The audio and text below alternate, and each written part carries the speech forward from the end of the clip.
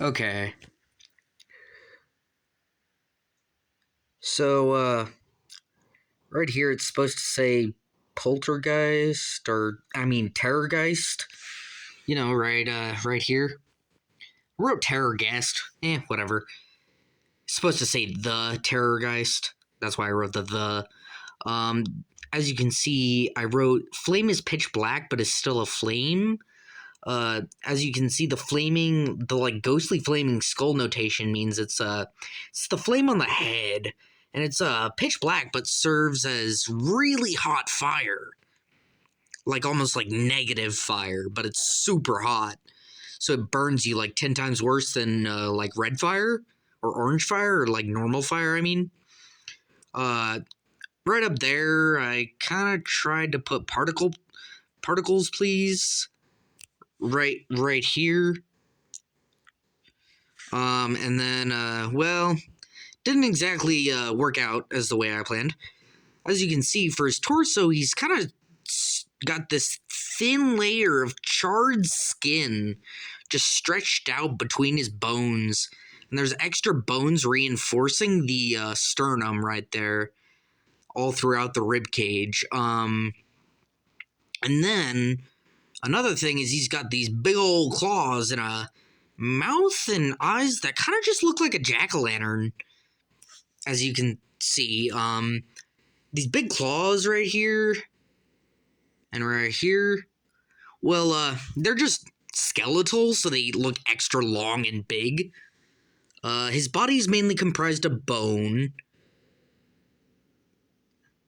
And like I said, there's a little notation, but like I said, there's a charred, stretched skin, charred by his own supernatural flame, because it runs and courses through the veins of his body and through his internal systems.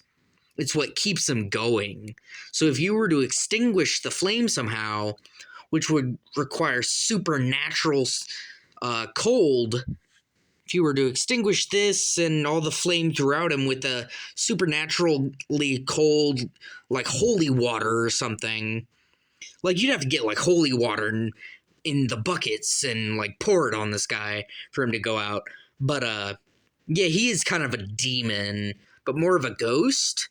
But he can interact with the physical world directly.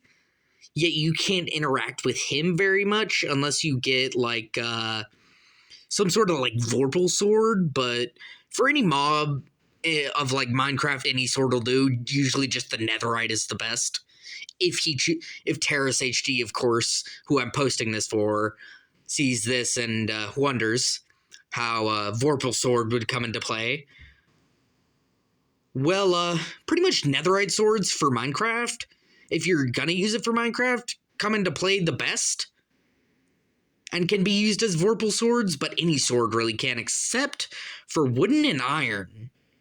Usually gold, diamond, and netherite are the only Vorpal swords that you can use, plus a actual Vorpal sword. These are the only swords you can use to kill it in Minecraft. If you choose to post it in Minecraft and, you know, have your audience discover it.